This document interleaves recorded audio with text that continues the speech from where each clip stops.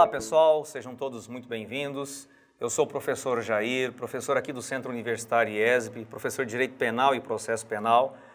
E o nosso objetivo aqui é iniciar uma série de vídeos que tem por objetivo preparar os nossos alunos para o exame de ordem, mais precisamente para a segunda fase e destinada àqueles que têm por objetivo fazer a prova na área de Direito Penal e Processo Penal. Depois nós vamos também fazer uma série de vídeos que tem por objetivo prepará-los de forma específica para as questões dissertativas. Então, inicialmente, nós vamos começar a trabalhar com a peça profissional, que é aquela que geralmente causa mais receio e temor nos nossos alunos. Depois, elaborando questões e abordando pontos que são recorrentes na prova e orientando você como você deve raciocinar para resolver essas questões. Então, quando a gente fala em peça profissional, pessoal, vocês têm que ter em mente o seguinte, que tudo começa com a análise do tipo penal. Então, você precisa conhecer o tipo penal para conseguir estabelecer qual é a pena, qual é o rito adequado, se é um crime de ação penal pública, condicionada ou incondicionada, se é um crime de ação penal privada. Então, é preciso que você tenha em mente e conheça, principalmente, para conseguir entender a ideia do tipo penal, que você conheça a teoria do crime. Esse é um assunto fundamental para que você possa elaborar uma boa peça processual. Então vejam só, pessoal, tá? Aqui, para nós iniciarmos a nossa conversa, hoje nós não vamos tratar de uma peça processual específica, nós vamos tratar apenas de um macete que você precisa ter em mente para conseguir determinar qual é a peça apropriada para você fazer naquele momento. E para isso você precisa conhecer os ritos processuais e precisa conhecer também a sequência dos atos processuais, a linha do tempo do processo. E se você não conhecer essa lógica, vai ficar difícil de você conseguir determinar qual é a peça apropriada, porque você precisa saber qual é o momento processual em que você está.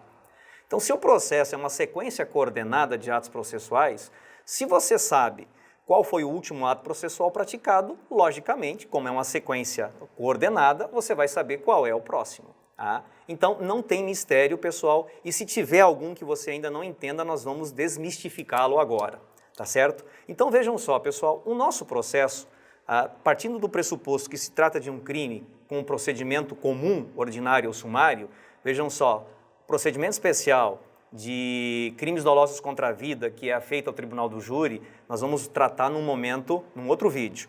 Procedimento sumaríssimo, nós vamos trabalhar num outro vídeo. Aqui nós vamos trabalhar com procedimento comum, ordinário ou sumário, que tem uma lógica muito parecida e por conta disso, dá para tratar os dois no mesmo assunto.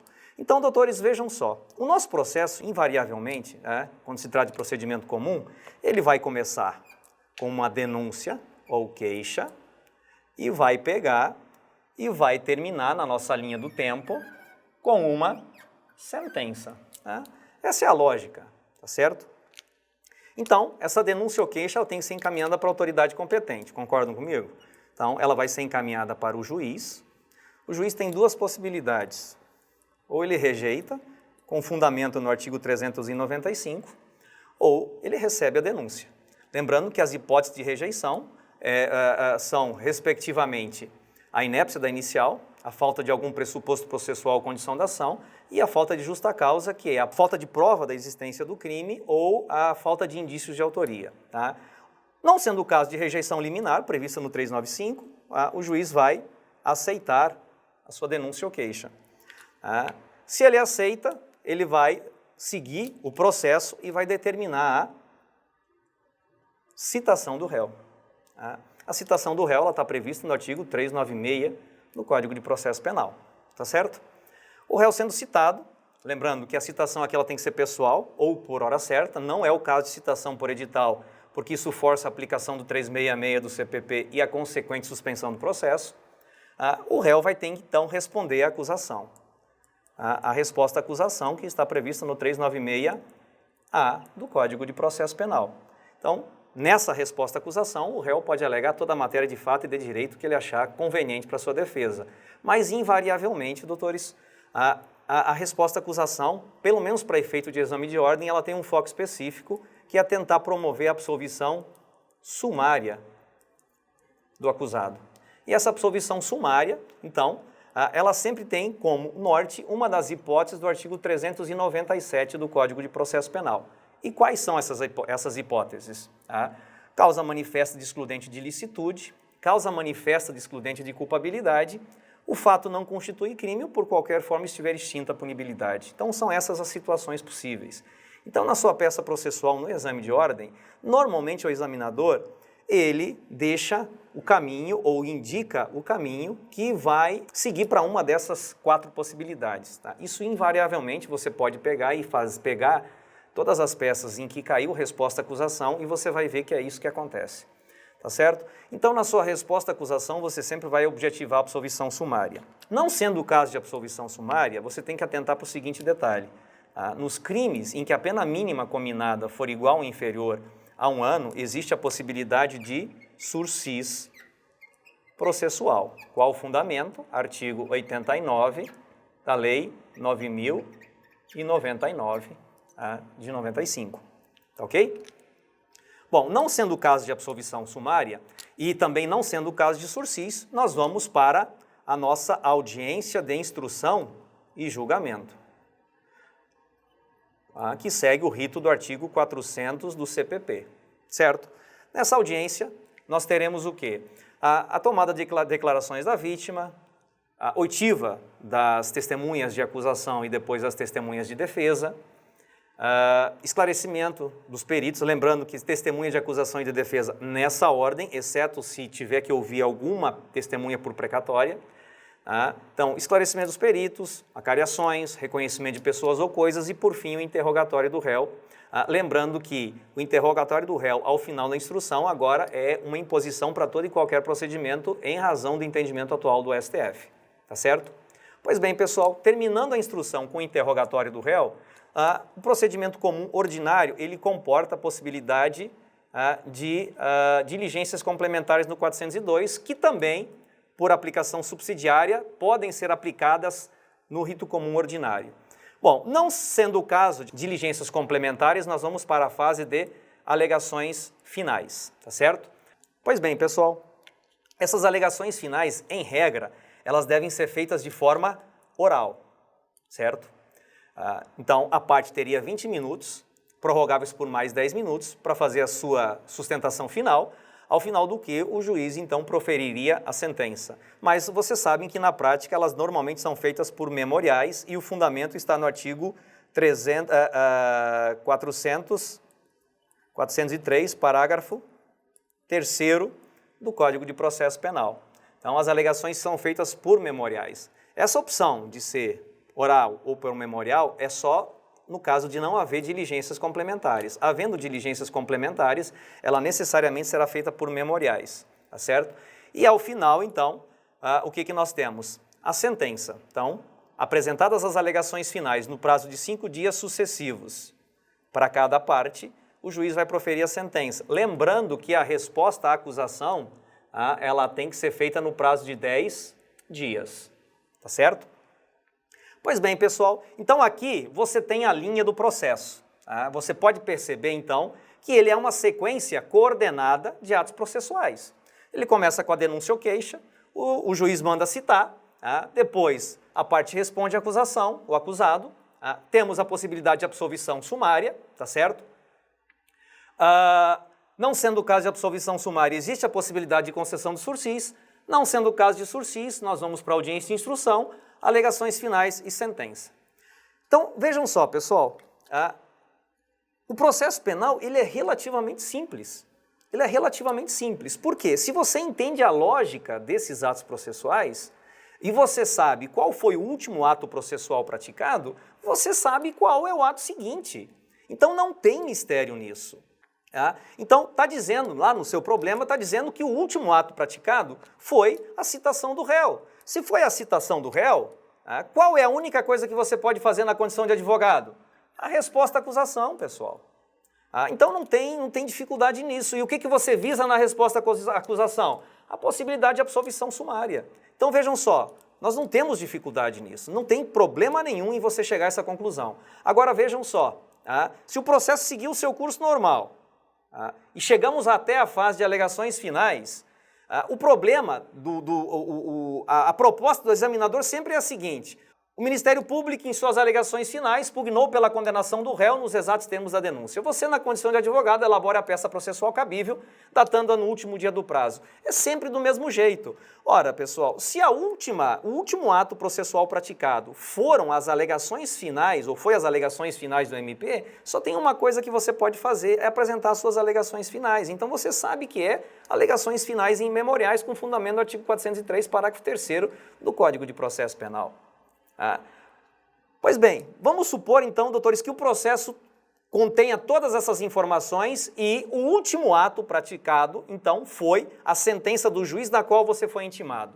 Se o último ato praticado no processo e você foi intimado da sentença, só tem uma coisa que você pode fazer, é apelar, apresentar o seu recurso de apelação ou, dependendo da situação, se o Ministério Público foi quem apelou, você apresentar as contrarrazões de apelação. Então, não tem outra coisa para ser feita, porque até hoje eu não vi cair embargos de declaração de uma sentença na prova da ordem. Tá certo? Então aqui nós temos o quê? Nessa situação, 4 peças processuais cabíveis, né? Nós temos a resposta à acusação, as alegações finais e memoriais, as razões de apelação e as contrarrazões de apelação. Eventualmente pode cair o quê? Uma queixa-crime. Isso é possível? Sim, pessoal, é possível, já caiu. Mas normalmente ela está relacionada com crimes contra a honra. Então é um assunto que vale a pena você sempre se manter atualizado, principalmente em razão do entendimento dos tribunais e principalmente por conta do avanço da tecnologia. Eu digo isso por conta desses crimes que podem ser praticados no ambiente virtual, tá certo? Então aqui nós temos a possibilidade de a queixa-crime, mas lembrem-se, quando se trata de crime de ação penal privada, ou numa situação excepcionalíssima, um crime de ação penal privada subsidiária da pública. Tá certo? Bom, uma outra situação possível, e que também já caiu várias vezes, é o agravo em execução. Mas nessa situação, você tem que entender o seguinte: nós já estamos na execução, na fase de execução do processo. Então, o que diz o artigo 197 do Código da Lei de Execução Penal? Que da decisão proferida pelo juiz da execução cabe agravo em execução. Então, você vai fundamentar o seu agravo em execução no artigo 197 da Lei de Execução Penal. E ele segue o mesmo rito do recurso em sentido estrito. Jair, mas você não falou aqui do rese. Pessoal, a nossa história de provas de exame de ordem, elas sempre trazem o recurso em sentido estrito como uma decisão proferida pelo juiz ao final da primeira fase do rito do júri. Então, o recurso em sentido estrito normalmente cai de uma decisão de pronúncia, que, claro, será objeto de um vídeo à parte que vale a pena o assunto, porque ele é recorrente também em prova, tá certo? Então, tirando essa questão aqui, tirando a questão do agravo, a única situação que resta ainda é a revisão criminal. Mas aí você tem que entender o seguinte: o processo já transcorreu normalmente, o cidadão já foi condenado, ele já está cumprindo pena ou até mesmo já cumpriu a pena dele, e surge um fato novo que pode melhorar a situação do condenado ou até mesmo isentar a responsabilidade dele, absolvê-lo por algum motivo. Então, nesse caso, a situação possível seria uma revisão criminal. Tá certo? Então, vejam só, pessoal, as peças no processo penal, elas são limitadas. Elas são limitadas. Então, nós temos a queixa no processo, queixa, resposta, alegações finais, razões de apelação, contrarrazões de apelação, agravo em execução e, eventualmente, uma revisão criminal. E quando se trata do rito do júri, nós temos a possibilidade de um recurso em sentido estrito.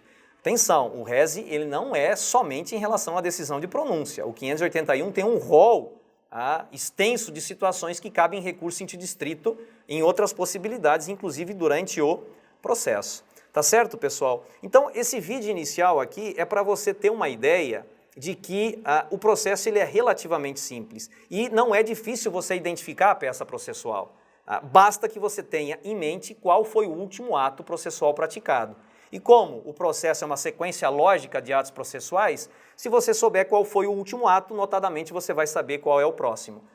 Então, vamos lá, vamos manter o foco no estudo. Lembrem-se que vocês têm que conhecer parte geral do Código Penal, principalmente teoria do crime, isso é importante. Então sempre vale a pena você ficar voltando nesses assuntos para que você possa solidificar o seu conhecimento. Esse foi apenas o primeiro vídeo para mostrar para vocês qual é a lógica que você tem que adotar para identificar a peça processual. A partir dos próximos, nós vamos começar a trabalhar com as peças propriamente ditas, começando com a queixa e seguindo até o final do processo. Tá certo, pessoal? Eu espero vocês nos próximos vídeos e tamo junto aí rumo à aprovação no exame de ordem. Até mais!